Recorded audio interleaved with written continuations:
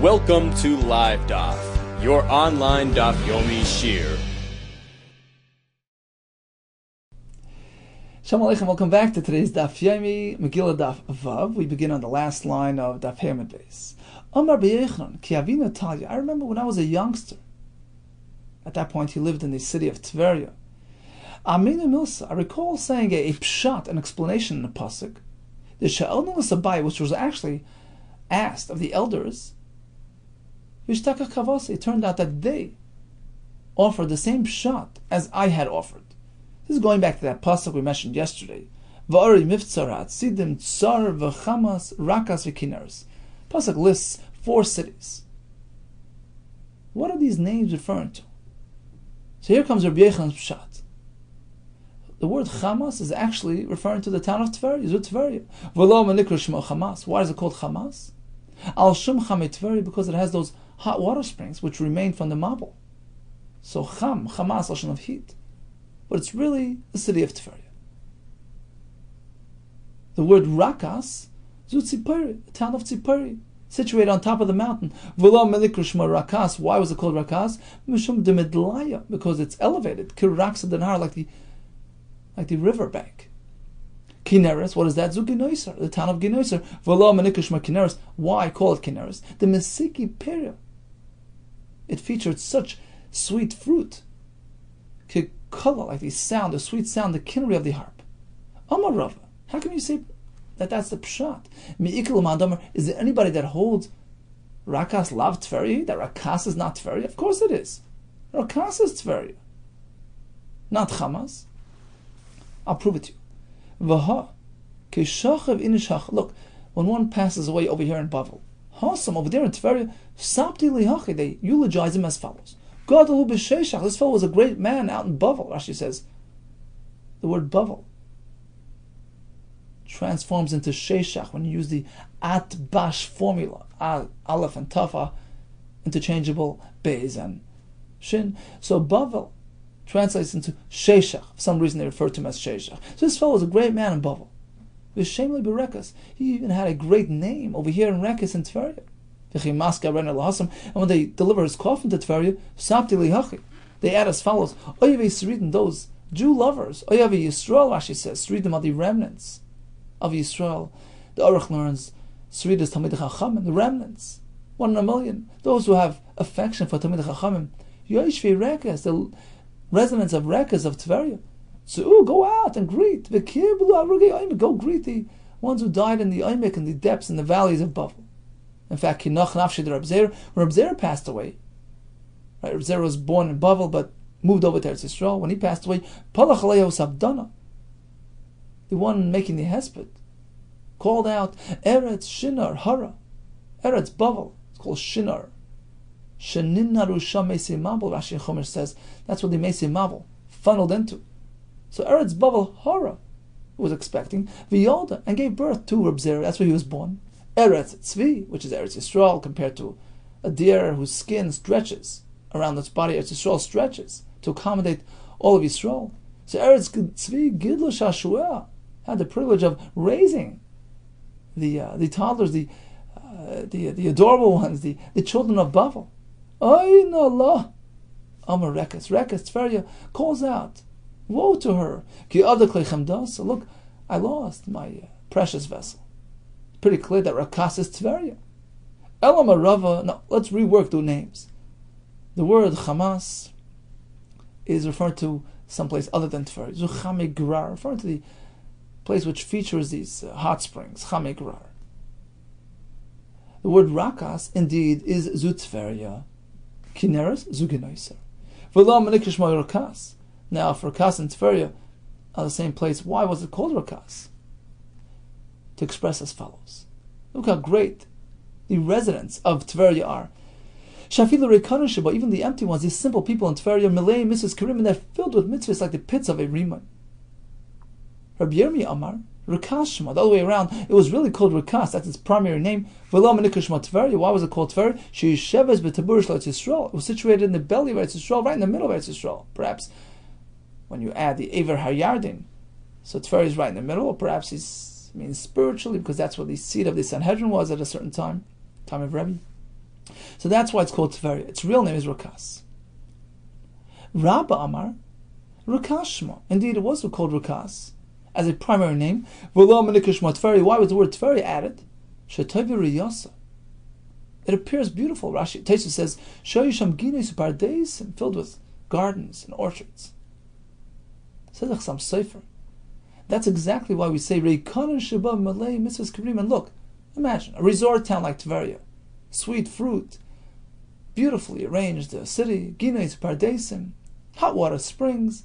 You have it all, and still they adhered to a spiritual lifestyle. They chose a life of Torah mitzvahs, overcoming and resisting all these temptations, like us in America, surrounded and being tugged out on all sides by temptations and all kinds of things luring and beckoning to us, and we stick to the daf, we stick to Torah mitzvahs. How praiseworthy, says the Chassam Sofer. I feel very punished by even simple people in Tveria, here in America, Malay mitzvahs karima, just by resisting these temptations and doing the right thing at all times. We are truly praiseworthy. Amazir.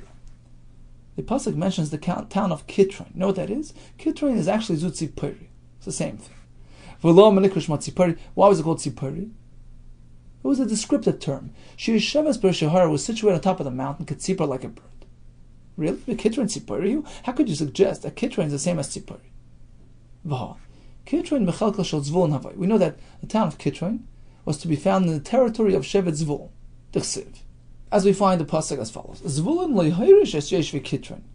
For some reason, Zvulun neglected to banish the inhabitants of Kitron. And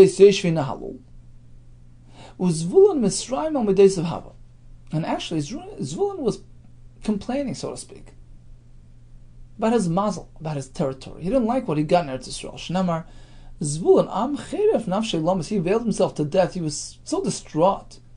Matam, why? What was wrong? Mishum de Naphtali am Remi Sada. He noticed that Naphtali, his neighbor, received his territory, which featured good quality fields. And Zvulun was distraught about that.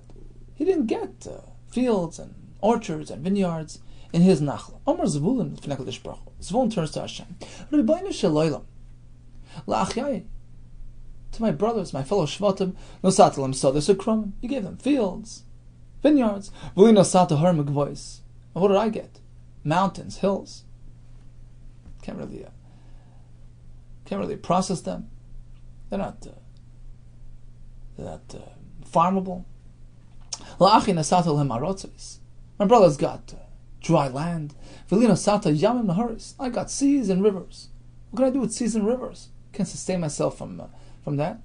Amar Lois, Hashem tells him, don't worry, your territory will also provide for you. In fact, all your brothers, the entire Klal Yisrael, will have to come on to your services. They'll get the chilazon worm from you. That snail worm, that amphibious fish, snail creature, which provides that blue dye for the tchelas. Shenemar. Amim har yikro usfunei tmunei. So we explain like this. Sfunei, that's the hidden. That's the hidden thing. Zechilazon, that's the fish snail, which hides in the waters. Rashi says it climbs up. It's oilam and hayam laharim. It starts in the waters. Some sort of amphibious creature which climbs out of the waters and snails its way up the mountains. Min hayam laharim. V'tzayvin b'dam itchela, says Rashi. V'nimkar b'dam yikarim. It's a very exclusive product. So you also have profitable features in your territory. Chilazon. What is the word tmune? Zutaris. That's the special fish, tuna, which they will find in your territory. Chayil, that's the sand from which crystal is formed. Zuschuchis levana, from which they make white glass, perhaps crystal. In any case, your rivers, your Yam Kineres, your sand, is going to produce profitable items. Don't worry. If he turns to Hashem, okay, I understand. I have a lot going for me. But I can't protect the chilazon. I can't protect the rivers and seas. Who's going to tell me if they took anything? Hashem tells him, don't worry. it's equated to karbonis. What does that mean? Siman zeh yelecha. I'm going to apply this formula to explain it to you.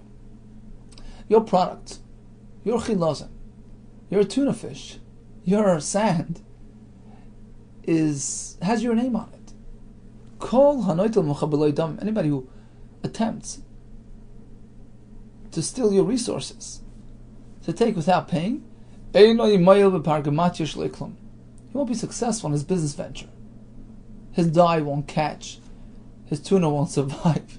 His glass won't work. In any case, Zvulun was complaining. Hashem pacified him. Look what you have. You have riches. You have the chilaz and snail, etc. Now, how does it pertain to us? The Gemara figured that Kitron is Tzipori. The town Kitron, which was part of Zvulun's territory, was actually the town of Tzipori, situated on top of the mountain. If you're going to tell me that Kitron and Tzipori are the same town, why was he complaining? He got Tzipori, the greatest town. Why was he complaining about his mazel, about his territory? Tzipori was this great resort town on top of the mountain. Perhaps you'll say, the Lesbos Zavas Cholav Advash, one of the main features of Eretz Yisrael. It's a land of dripping and flowing milk and honey. Rashi says the goats, they're eating the figs which drip down. That's the dvash, and together with the milk dripping from the goats, so it's concoction, this mix of milk and honey. Perhaps he didn't have it in his territory. Perhaps that was it. That was his complaint. That's not so. I myself, I personally witnessed. I saw Zavas Cholav Advash Tzipori. There was a big swath of land, big section in Tzipori, which featured Cholav and Dvash flowing together. You know how big that tract of land was? V'havya Shisha Asar Mil. Al Shisha Asar Mil was 16 by 16 mil, huge area, which was filled with Cholav and Dvash. Oh, perhaps his Zavas Cholav and Dvash wasn't as much as the other Shvatim. That's not so. He had more. If anything, he had more than the other Shvatim. V'amar Rabba Baruch Chana, Amar Rabbi Yechon, Lididi Chazili. Zavas Cholav Advash D'chol Aradi Yisrael. I took account. I went around and I reckoned, I calculated, I added up all the various pockets of Zavas Cholav Advash found throughout the entire Eretz Yisrael. And you know what it amounted to? V'havya. And altogether it totaled the size of an area which stretched Kimi Bei Kubi, from the town of Kubi, ad Akor de Tulbanki. That's it. The whole Yisrael's Cholav Advash amounted to an area the size of, from Bei Kubi till Akor de Tulbanki. What is that? Esrim Etartin Parsi Urka. A total of no more than 22 parsa. Parsa is 4 mil, right? So 22 parsa in length. So times 4 is 1. Is 22 times 4 is 96. Sorry, is 88. Right? So 88 mil in length. Uputya shita parsi, and its width was merely 6 parsa. So it's 24 mil. So 24 mil by 88. And how large was Zvulun's Zavas Cholav Advash? So we said it was 16 by 16 mil. So if you calculate it, it works out that he got more than his share, because you can't fit 16 by 16 per shevet, right, in this area of merely 88 by 24. So he really got proportionally more than his share. What was the problem? He got Tzipori, the best town. It's filled with Zavas Cholav Advash. So what's the complaint about? Even so, he preferred fields, vineyards, orchards, so that he can sustain himself. He can grow and farm. And therefore he's complaining. But really, Ikroin and Tzipori is the same town. It's this resort town up on the mountain. Deikanami, the word, the pasuk, indicates as such that he was after fields and orchards. The problem was Naphtali, his neighbor, got the Merem Yisod, got the fields which he was looking for. Amra Bavo, Ve'ekroin to Aker. Pasuk says, La'asad Lavi, the town of Ekron will be uprooted. Why? Zu Kisri Bas Edom. This Lashon Ekron, in the Pasuk of Tzefani, is referring to a different Ekron. Ekron, which was the seat of government, which was a stronghold of Edom. Kisri Bas Edom is the same town called Kisri, which belonged to Edom. She is Sheves ben Acheles, situated between the sands. V'hi ha'isa yoset to call Yisrael b'mei Yevanim. It was like a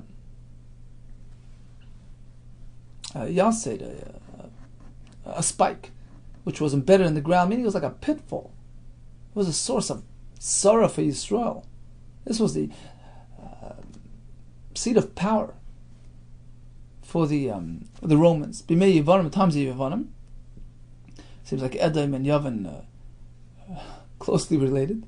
In any case, in the time of Yavan, this was their source of tzara. When the Chashmonaim gained the upper hand and were victorious over the Greeks, was renamed Achidas, the place that was conquered. Migdal Sher, this tower of Shir, of Sarim, which was the seat of government, the capital of Edom, their seat of power, of the Yevanim. What is the pshat in the pasuk? I said, Love Hashem is going to remove the avodah zaros. I'll take dam of my piv, v'shikutzav be'shinav, disgusting thing between his teeth, v'nishar gamul alkeinu, and this too will remain for Hashem. What does this mean? V'asiroisi dam of piv, zebeis bamishalem. Hashem is going to destroy, remove their bati avodah zaros, v'shikutzav be'shinav. Zebes Gal Yishalem, another type of Avodah which will be destroyed.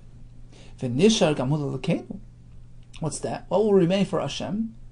Elu batim kasiyos, u'basim midrash shebe Edom. All the shuls and the batim medrash in Golus Edom, that remains Hashem's territory. In fact, the Gemara later in Megillah says, they will be transported and be brought back to Eretz Yisrael. So these are small pockets of Yiddishkeit, of godliness, down in the Golus, and they remain loyal to Hashem. In fact, they will be incorporated in Eretz Yisrael. Asad Lavi. The pasuk says, "V'hayu ke'elif, v'haya ka'aluf b'Yehuda ve'ekron she'ivusi." What does that mean? Elu t'ra'at riyais, these theaters, v'kark siyais, these circus stadiums, shebe Edom, in Golus, sha'asidin sara Yehuda le'lamed ve'enter l'rabim, the future. The masters, the teachers, the G'dolim of Yehuda, Klal Yisrael, will use these stadiums, MetLife Stadium in New Jersey, to make a Siyam Hashas, to teach Torah B'Rabim. They will take those same stadiums used for sports events, circuses, and transform them into places of Torah.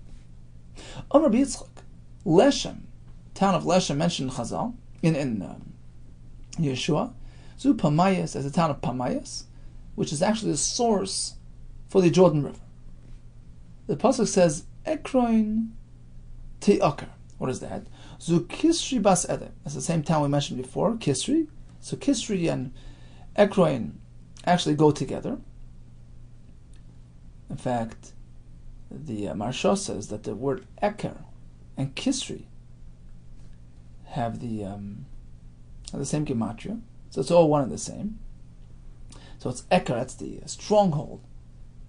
That's the seat of power for Edom. Kisri Bas Edom, in fact, all the kings, all the leaders in Edom always called the Kaisar, right? The Kaiser. That's the term of royalty by Edom. Shehi Haisam Matropolin Shamalachim. That was the metropolis of the Edom kings.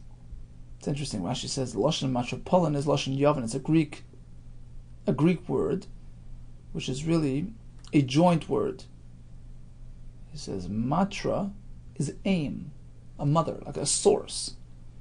Pulin is Lashon Srara, governorship, rulership. So metropolitan, the seat of power, place of governance. We speak about a New York metropolitan area. That's the source of power. It's a stronghold. Okay, so Ikad Amri, some explain in what way was Kisri a metropolitan. The Marbi Malchi, that's where they would train future kings. Ikad Amri, some say the Mukmi Mina Malchi, they would draw from there. They would take people from there to serve as kings. Now, we have two cities that are really opposing entities. The seat of Edom and the capital of Klal Yisrael, Yerushalayim. These two cities, Kesher and Yerushalayim, they cannot both be successful at the same time. There's an ongoing competition and struggle of power between these two seats of power, seats of government, these two strongholds, Klal Yisrael and the nations, Klal Yisrael and Edom, that took us into Golus. We're in a constant struggle throughout the days of Golus. Kesher and Yerushalayim, these two cities. If a person would suggest to you, will come and tell you, you know what? They both are destroyed. Al Tamin, don't believe him. It's impossible. Yashvushtain, they're both inhabited, both experiencing success. Al Tamin, don't believe. Charva Kisri, V'yash Yerushalayim. Kisri is destroyed. Yerushalayim has been established. Or Chav Yerushalayim lays in ruins. V'yashva Kisri, and Kisri has been built. Tamin, you can believe it's one or the other. Shenamar imala charev. So Edom said, I'm going to live off the destruction of Yerushalayim. Im malei yazu charev azu. When one is filled, the other one is destroyed. Im malei yazu charev azu. If one is experiencing success, it must be because the other one, its competing city, now lies in ruins. Rav Nachman Yitzchak another right to this concept, that there's ongoing struggle between Yaakov and Esav, between Klal Yisrael and Edom. This is what they told Rivka when she was complaining. Look, I feel these competing forces within me. They told her, yeah, it's Yaakov and Esav. The struggle is beginning. It's one nation. We'll try to surpass the other one. It's a constant struggle. And one of them is always on top. During Golus, Edom is on top. And also Klal Yisrael will be on top. What is Pshat in the Pasuk? Yuchan Rasha, Bal Lama Tzedek. As follows. Omar Yitzchak, Fnei HaKadosh Baruch Hu. Yitzchak turns to Hashem. Rebbeinu Shalom. Yuchan Esav. I know Esav is not really deserving of much, but Yuchan, give him a matnas chidam. Give him a free gift. Be nice to him. Omar Loi, Hashem tells him a Rasha. What do you mean? He's a Rasha. Omar Loi. So Yitzchak turns to Hashem. Bal Lama Tzedek. Is there nobody that is willing? Is there anybody that's willing to advocate for him? Between Malam and Tzedek? Omar Loi, Hashem tells him, on Esav, Be'eretz Nechoichos Yeyel. He's going to go into Eretz Yisrael and destroy Beis HaMikdash. He's not deserving any support. Amar Loi, so Yitzchak turns to Hashem. If that's the case, Bal Yira Geus Hashem. You should not experience the grace of Hashem. What is the Pshat in the Pasuk? Al Titan Hashem Avaya Rasha. Hashem, don't let the Rasha realize his ambitions. Zemamoy Al Tofik. Don't release his nose ring. Don't let go of him. Hold on to him. Yorumu Sela. What does this mean? Amar Yaakov V'nei Hashem. Yaakov turns to Hashem. V'nei HaKadosh Baruch Hu. Rebbeinu Shalom. Al Titan LaEsav Rasha. Don't allow Esav Rasha to reach his destination, to fulfill his vicious plans. Zemamoy Al Tafik. Don't release your grip on his nose ring. It's just a way of saying, don't let him just run wild. What exactly is this pasuk referring to? Zur Germamya Shel Edom. It's referring to this nation, Germamya. And there's a Girsa, the Aruch brings it. Germania, Germany. Germany, a descendant of Edom, of Amalek. They have ambitions that cannot be held in check. They have these global ambitions. Shil Malay and Yotzin. If they're only allowed to go out and wage war, they'll expand and conquer the whole world as they did, as they tried to do. They'll destroy the entire world. That's how dangerous their plan is. They have ambitions to establish their rule over the whole world, as we saw, unfortunately, during in the war. So that's what Yaakov Avinu was begging against. Hashem, protect us from him. Keep his ambition in check. Don't let him expand and conquer. You're talking about Germany being connected to Amalek. There was a story recently, a couple of years ago. This fellow from Lakewood was driving along, and it was a rainy night, and his car slipped, and it veered off the road somewhere in a town in New Jersey, and got into an accident, and two older people, a couple, were killed. This fellow was distraught. How could such a tragedy have taken place? How could he have been the cause of such a terrible thing? Two innocent victims on the side of the road. He couldn't live with it. He sent a long letter to Reb Chaim Kanievsky, Shlita of Bnei Brak, told him the whole story. Of course, it was a shogeg, but how could Hashem bring this about? A takala of such great magnitude. He got a letter. The way it was, you sent a postcard, and he would send it back. A couple of weeks later, he gets his postcard back in the mail, and there's one word on it, in Reb Chaim Kanievsky's handwriting. One word: Amalek. Meaning, don't worry about it. And okay, he tried to forget about the story, and it so happens that this fellow was looking to buy a house. His family grew, and he had contacted a real estate agent. They were showing him some houses. One day they took him to this house, and it was for sale. Apparently the owners had moved on, and the kids were looking to sell the house. And he was looking around. Looked like a nice house. Came down to the basement, and there was some relics, some mementos sitting there. And he notices a bunch of these like little frames, little pictures, old pictures, perched on the fireplace. And he walks over, takes a peek at the pictures, and he sees this picture of a Nazi march, big, huge Nazi convention in the late 1930s, and Hitler was there, and they're all saluting him. And he sees right next to Hitler, the fellow standing there, and he was wondering who this fellow is and what's it doing here in the basement. Like, why is this being displayed? And he asked the agent selling him the house, and what is this? He said, "Oh, the owner of this house was a German. And apparently he was part of the German arrangement there, and he was a big officer. That was him." Okay, and then it clicked, and he asked the agent, "So where's the where are the owners now? Where are these people?" He said, "Oh, it's a whole story. Unfortunately, a couple of weeks ago, they were out at night. It was a rainy night, and a car veered off the road and killed him."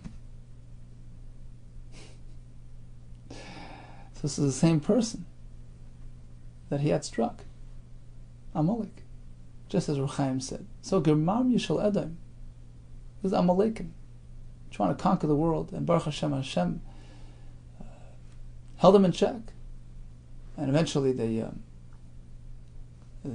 went down in disgrace. Continues the Gemara. V'amar Rabbi Chama bar Chanina, Tlas mea katiri taga. The 300 katiri, tied, means tied taga, with a crown. Basically means they're outfitted with a crown. 300, so to speak, kings. Ika beGermam Yishal Edom. There are 300 kings in Germam Yishal Edom. The Mashah seems to learn that these are, the Gemara is referring to Sarim and Shamayim, the ministers in Shamayim, the Malachim that govern over Edom. The 300, so to speak, kings.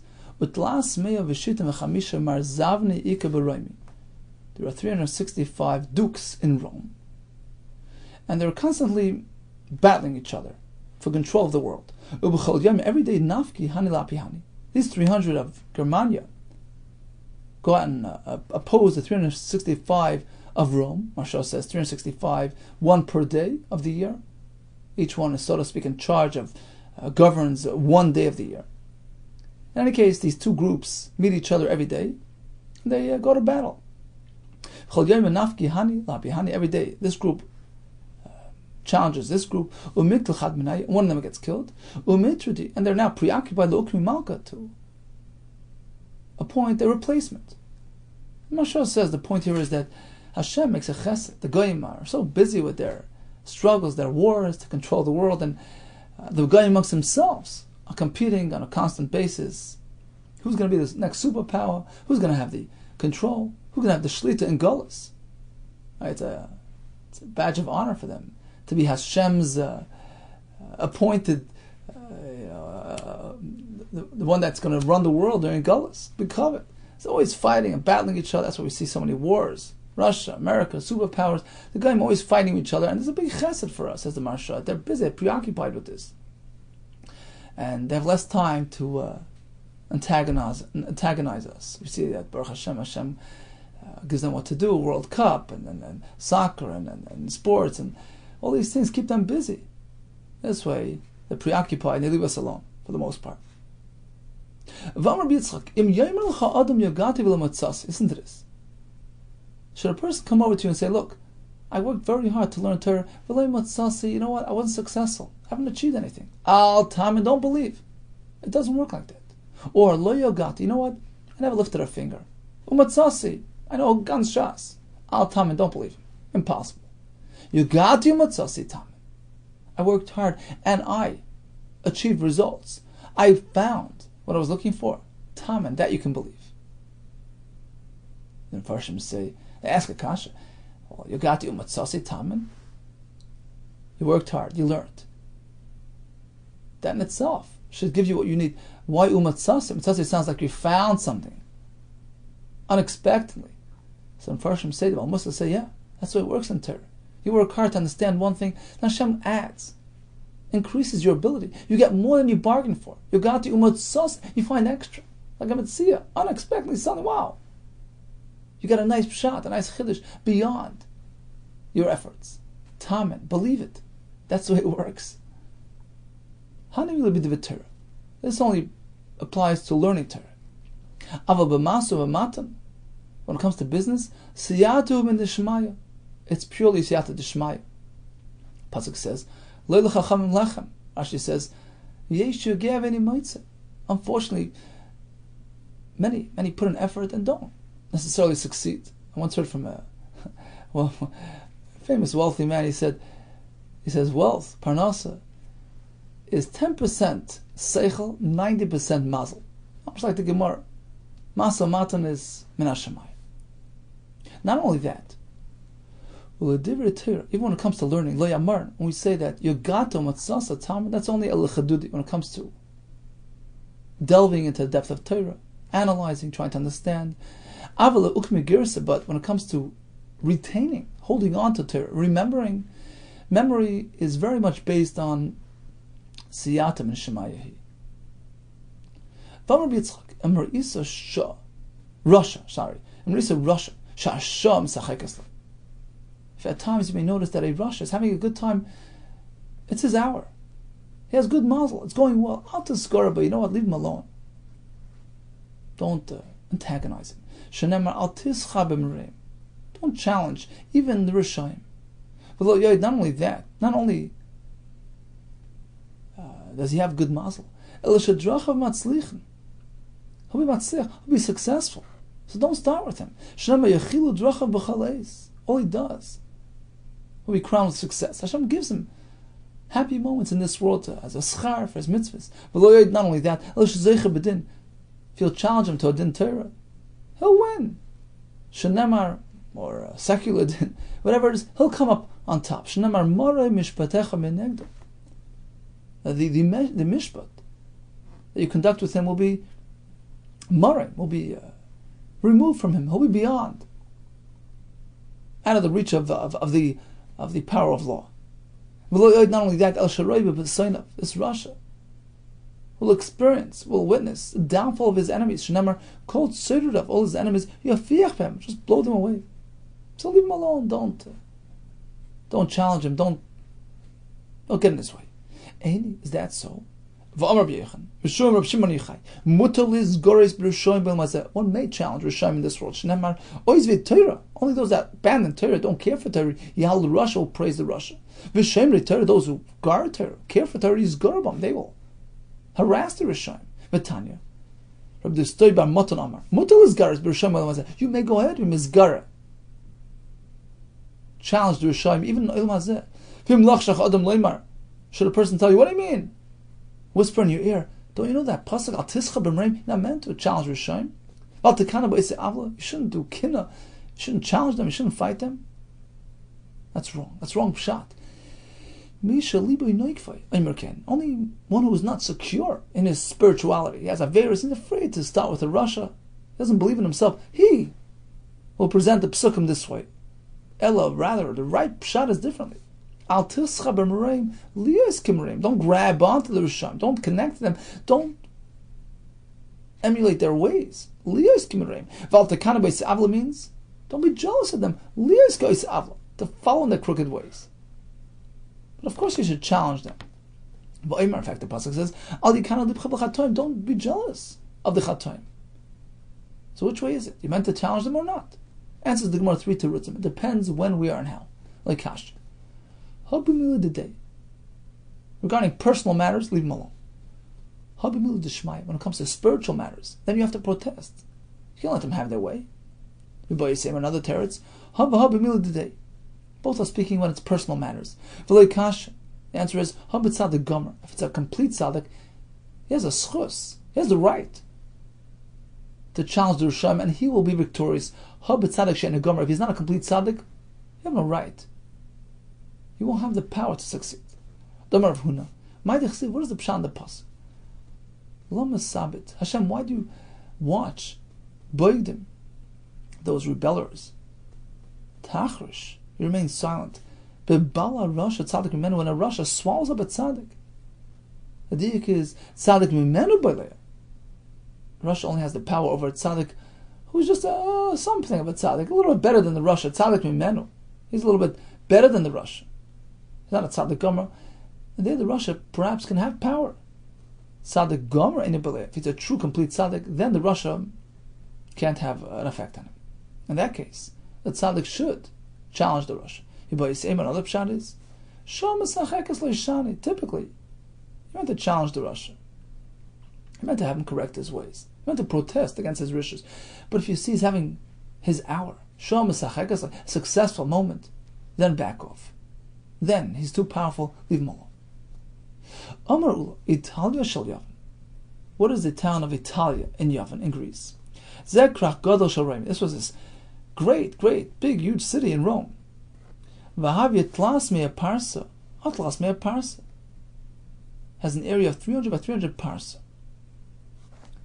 Now, what does this Italia come about? How did it happen? So Rashi brings, when Menashe presented the Tselem and the Heichal, the Medrash says, Yorad Gabriel Amach came down from Shemai V'notes Konabayam, and he planted a reed, just one stick into the Yam, and the Gadol Olav Chalka Gedola V'nivle L'Sham Itali Shal Yavin. Slowly but surely, refuse and sand and stuff got added on that stick until it slowly turned into an island, which spread and spread, and it became Italia. That's the boot of Italy. Italia Shal Yavin. Why is it called Yavin? Yavin is Greece. So initially it was part of Greece. Then the Italians, the Romans took it over. That's the Krak Gadol. That's their stronghold. V'havit Tlas Mea Parsa, Tlas Mea Parsa, 300 by 300 parsa. Yeshbo Shasa Shvakim has 365 marketplaces, one per day. Kimini Mesachama, like the years of the solar calendar. The cottage Bekulam, the smallest amongst all the marketplaces, Shalmoichri Oifes. That's where they sell their birds. V'hav Yeshisha Asamil, Al Shisha Asamil. You know how big that smallest marketplace is? 16 by 16 mil. Umelech Soid B'chol Be'echad Mem. Every day the king dines in one of these marketplaces. V'adarba. Anyone who lives in any of these places, Ava B'shein Anil, but even though he wasn't born there, Noitel Pras Beis HaMelech, he gets his parnasa from the king. Vanilba. Likewise, if one is born in any of these places, but even though it doesn't actually reside there currently, he too gets sustained by the king. He has 300 bathhouses, which feature 500 windows, vents, smoke vents, through which the smoke goes out outside the chayma, outside the city. So some sort of modern system going on. One side of this place is sea, the other side is mountains and hills. On one side we have a metal wall. On the other side there's chusis, pebbles and metzula, the depths of the rivers where they pull out minerals and etc. And the Maharsha says the reason why the Gemara itemizes describes the grandeur of the Romans and their capitals is to highlight the fact that this is what we have, it's what they have during Galus, and of course, Kal v'chomer, Lo Oisir Ritzoynei, Klal Yisrael fulfills Hashem's Ratzon. We stick to His Torah mitzvahs throughout Galus, we will experience such and even a greater than such grandeur. Lo Asir Lavai. Continues the Mishnah. Karos Megillah ba'ad Harishon. Suppose they read the Megillah during Purim, Yudalad of the first Adar. They didn't know it was going to be a leap year. When it's Abra Shana, suddenly they added another month. Karon Oisib Adar Sheni, they have to reread the Megillah during the second Adar. In fact, Ein Bein Adar Harishon Adar Sheni. The only difference between the first and second Adar is Elakriyas HaMegillah Matanos Levyanim Megillah and Matanos Levyanim, which happen at the same time. When the crowds are together to read the Megillah, that's what will make that collection. So these must take place during the second Adar. So even if you read the Megillah first time around, to read it again the second Adar. And likewise, give Matanos Levyanim. Now what about Parsha Shkolim, Parsha Zohar, the 4 parshas? Let's say they read those parshas during the first Adar. It turns out Shana Muberes, another Adar gets added. Are they Yotzi? Or do we have to reread the 4 parshas? It's mashma in the Mishnah. You don't have to reread.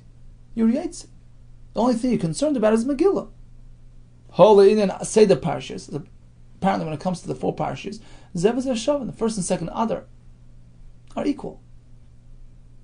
You read it during the first Adar, you read it. Money mastis. Now, who's the author of our Mishnah?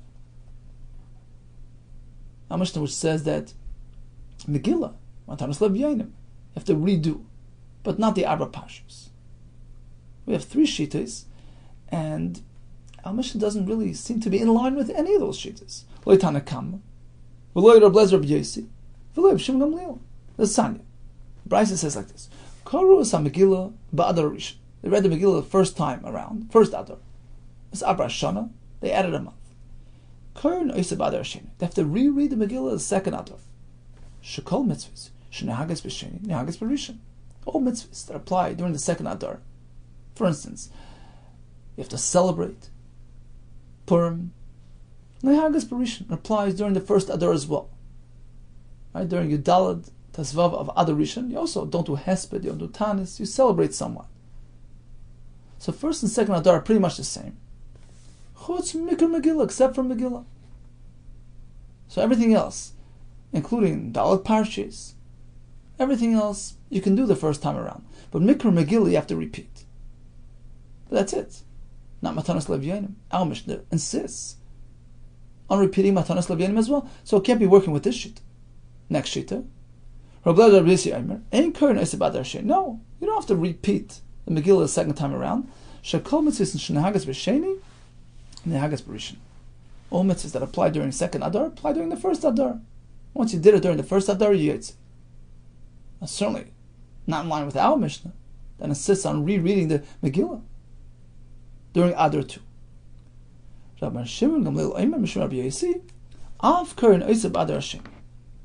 You have to repeat the Megillah during the second Adar. All mitzvahs that are meant to take place during second Adar, Megillah, Tanis Levyanim, Daled Parshis, Ein Lehagas Barishan. Don't apply during first Adar. V'shavin behesed b'betanis shashurim zeh v'zeh. All agree when it comes to celebrating, refraining from sad occasions, hesped and tanis. You refrain during first Adar and second. Now, before we get back to our Mishnah, let's try to clarify these three shittas. Because really, Rabbi Shimon Gamliel, who told us that the mitzvahs of Adar 2 don't apply during Adar 1, is Hainu Tanakama. Seems like Tanakama speaking. Who also said that you have to repeat the Megillah during second Adar. So what's the difference between Tanakama and Rabbi Shimon Gamliel? On our Papa, there is one difference. Say the Parshas, Ikei Benayu, comes to the 4 Parshas. That's enough Kamina. Tanakama Savar, he holds that the only concern is Megillah. But Parshas, sure, l'chatchila, you should read it in its right time, but if you read it during the first Adar, you're Yaitse. Whereas the Shem Gamliel says, no, all mitzvahs need to be done during Adar 2, including Parshas.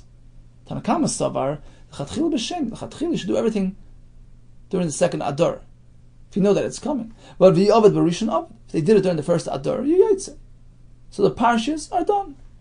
Bar Mikra Megillah, as opposed to Megillah laning, the Af Agav the Korah B'Rishon, even if they actually read it during the first Adar, Korah B'Shen, they have to repeat it during the second Adar. So according to Tanakama, the only concern is Mikra Megillah. Rabbi Lezer B'Yisi Savar, this is the middle shita, he holds no. I feel a Mikra Megillah, even Megillah, L'chatchila B'Rishon, go ahead and read it the first time around. But Rabbi Shimon Gamliel Savar, he holds the other way around, the other extreme shita. He says, no, afilu say the Parshas, not only in Megillah. Not only Megillah is a concern, even Parshas is a concern. Yikara Barishan Kara B'Sheni, you read it the first time around, read it again. Now let's go back to our Mishnah, which says that you have to repeat the Megillah and Matanas Levyanim in line with whose shita is it? Mani. Itanakama. Kashi Matanis. It can be Tanakama, who only insists on repeating the Megillah, but the Matanas Levyanim, they're done. Our Mishnah says you have to repeat Matanas Levyanim. That doesn't work. Either Blazer Rabbi Yesi, according to the middle shita, Kashi Nami Mikra Megillah. He says you don't have to repeat Megillah either. Either Rabbi Shimon Gamliel, that's the third shita, Kashi say the Parshas. He says you have to repeat not only Megillah, Matanas Levyanim, even the Parshas. Our Mishnah seems to say Parshas during first Adar is okay. Let them Tanakama, you know what? Our Mishnah, which says repeat Megillah and Matanas Levyanim, is in line with the Tanakama, who says you have to repeat the Megillah. The Tana Mikra Megillah, although the Tanakama only mentioned Megillah, who did Matanas Levyanim? Same applies to Matanas Levyanim, to Abba Atalia. Remember, those two things are very much interrelated. We collect Matanas Levyanim during Mikra Megillah. So you have to repeat Megillah and Matanas Levyanim like our Mishnah. Another pshat. L'olam Rabbi Shimon Gamliel. Let's rework our Mishnah to be in line with Rabbi Shimon Gamliel, who says that you have to repeat Megillah, Matanas Levyanim, and the 4 Parshas. Our Mishnah also holds as much, but let's learn it as though it's missing some words. And this is what the Mishnah is saying. Ein bein arba asar sheba Adar Rishon. The only difference between day 14 of Adar Aleph Yudal of Adar Sheni to 14 of Adar Beis is Ela Mikra Megillah or Matanis. Megillah and Matanis Levyanim. That you can only do during Adar Beis and not Adar Rishon. Holy in Hesped V'Tanis, as opposed to keeping Simcha, refraining from Hesped and Tanis, Zev Zev Shavan. Yudal of Adar Aleph, of Adar Beis, the same halacha, you have to be happy. We're speaking about Yudal, that's it. We're not speaking about everything else that occurs during that month. We'll say the Parshas, like Mary. We're not speaking about the 4 Parshas that are read, Shkolim and Parah. We're not discussing that. Your diak, the original diak in the Mishnah is incorrect. You thought that the Mishnah says you have to repeat Megillah, but don't have to repeat Daled Parshas. We're not speaking about anything other than what's happening on your Daled Ba'adar, which is Megillah, Matanas Levyanim, that has to be repeated. That's not to say that Parshas don't have to be repeated. Perhaps they do have to be repeated. We're just not discussing other events through the month. And therefore, says the Gemara, perhaps our Mishnah is requiring a repeat of not only Megillah, Matanos, Levyanim, also Parshas, which is perfectly in line with the Rabbi Shimon Gamliel. Okay, it's in summation. What needs to be done, Dafka, specifically in the second month? Our Mishnah says like this: you have to repeat Megillah, Matanos, Levyanim. The Gemara in the first version figured that's all, just these two things, and therefore we're in line with the Tanna Kama, who says that Megillah Matanis need to take place during Adar Sheni, as opposed to Rabbi Yesi, who says you can do them all in Adar Rishon, as opposed to Rabbi Shimon Gamliel says that in addition to Megillah Matanis, you have to also repeat the parashas. So our Mishnah is the Tanna Kama. According to the second version of the Gemara, our Mishnah is saying not only Megillah Matanis have to be repeated, but Dalet parashas as well, and we're perfectly in line with the Rabbi Shimon ben Gamliel. Continues the Gemara. Amar Rabbi Chia bar Abban Amar Rabbi Yechon Hilchasa. The halacha follows the shita of Kirabban Shimon ben Gamliel Sh'amar Mishum, who said in the name of Rabbi Yosi that what? Everything takes place during the second Adar. Megillah, Tanis Levyanim, the parshas, which are arranged to be the time of Purim, Parsha Shkolim, our Shkolim, before Haman Shkolim. We have Zachar, which is connected to Purim. We have Para, tell us to become Torah in preparation for Pesach. We have Chodesh, Parshas HaChodesh, Nisan. So everything during Adar 2. Rabbi Yechanan, we have two schools of thought. One shita, one approach, holds that everything is celebrated during the first Adar. The second approach is no, during the Adar Sheni. What are these shitas based on? Both approaches derive their respective shitas from the same pasuk, B'chol Shana V'Shana. They accepted upon themselves the observance of Purim every year as a recurring annual event. So it's meant to be observed with consistency. How is that? We have two approaches. Rabbi Lezer B'Yesi Savar, B'chol Shana V'Shana teaches us, Ma Kol Shana V'Shana, when is Purim? Adar Samach L'Shvat. It's during the Adar which follows Shvat. Afkan here as well. Even though it's an extra long year, Adar Samach L'Shvat. Purim is to be observed during the Adar, the first Adar, which follows Shvat. Rabbi Shimon Gamliel Savar, he says no. B'chol Shana V'Shana teaches us, Ma Kol Shana V'Shana, just like typically, Adar Samach L'Nis. Purim takes place during the Adar which is leading into Nisan. Afkan here as well. When it's a Shana Mu'beretz, Adar Samach Nisan. When is Purim? During the second Adar next to Nisan. Bishleimah, Rabbi Lezer B'Yesi, Mistaver Tama. It seems that Rabbi Lezer's approach is more probable. Do it at first opportunity. De'ein mavir al mitzvah. It's not meant to overlook a mitzvah opportunity. Do it during the first Adar. Ella, Rabbi Shimon Gamliel my time. What's his reason to push it off for the second Adar? Amar B'Tavi, Tama de Rabbi Shimon Gamliel. His reason is mismach geula, the geula adav. He prefers placing the two geulas, the two times, the occasion that we celebrate our miraculous deliverance, the hands of Hashem. Rashi says Purim is supposed to be next to Pesach. Mismach geula, one geula of Purim is meant to be next, close proximity to the other geula, to Pesach. And that's a more important element. Geula, the geula of Adif. So this is Rabbi Yechan's approach, based on the pasuk of B'chol Shana V'Shana. The first Adar, Ei Mavirin al Mitzvahs, was the second Adar. Mismach geula, geula Adif. Rabbi Lezer Amar, he has a different approach. Tama, the Rabbi Shimon Gamliel mihacha. This is his reason. D'chsiv l'kayim esigeres hapurim hazois ha-shenis. And the Rashi is, we makayim Purim during the second Adar, ha-shenis. V'yisrach l'michtav ha-shenis. V'yisrach l'michtav b'chol Shana V'Shana. Now we have two psukim telling us the same thing. That takes place during the second Adar, ha-shenis. And b'chol Shana V'Shana, we follow the standard procedure that it's in the Adar near Nisan. Why are two psukim needed for the same thing? Both are needed. Even b'chol Shana V'Shana, if only from that pasuk, that wouldn't prove much. Havamina would say, well, kikushan. We have a kasha. Maybe b'chol Shana V'Shana is actually the first Adar, which is consistent with your typical year that Adar follows Shvat. Kamashman Hashenis. That's why you need the pasuk Hashenis to tell you, no.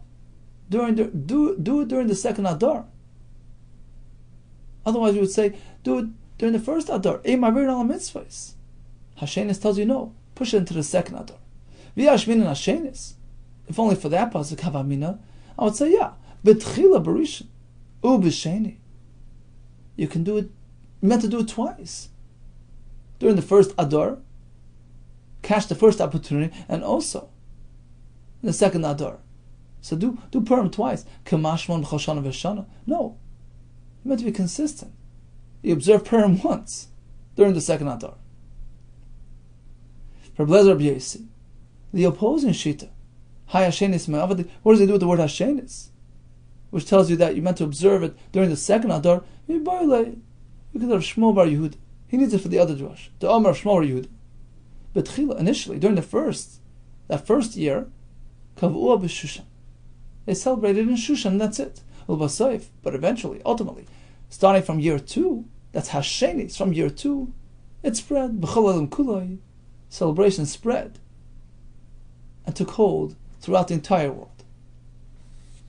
Okay, let's do a quick chazar of today's daf. We discussed city of Tveria, Tzipori, Zvulun, how he got the chilazon, the tuna, the crystal sand. We learned about the stadiums of Edom, which will turn into places of Torah. Edom and Yerushalayim are two opposites, always competing for power. Germar Mishal Edom, Hashem holds them back from destroying the world. Yogato Matzase Tamen, and concluded with a machlekes. In the case where we have a Shana Muberes, do we keep the Megillah, the halachis during first Adar or second Adar? All the best to you and much hatzlacha.